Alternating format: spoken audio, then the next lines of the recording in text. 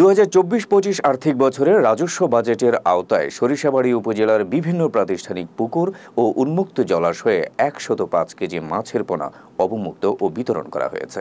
বৃহস্পতিবার উপজেলা পরিষদ প্রাঙ্গণ থেকে এ পোনা মাছ অবমুক্ত ও বিতরণ কর্মসূচি শুরু হয়।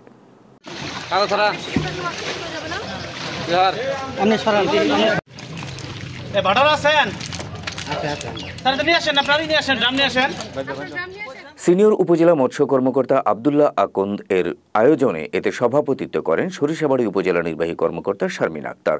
প্রধান অতিথি হিসেবে উপস্থিত ছিলেন জামালপুর জেলা মৎস্য কর্মকর্তা এস.এম. খালিকুজ্জামান। এতে আরও উপস্থিত ছিলেন উপজেলা কৃষি কর্মকর্তা অনুপ সিংহ, উপজেলার সমবায় কর্মকর্তা আব্দুল হামিদ, উপজেলা আনসার ভিডিপি কর্মকর্তা নূর মাহমুদ সহ অন্যান্য দপ্তরের কর্মকর্তা, কর্মচারী ও উপকারভোগীরা।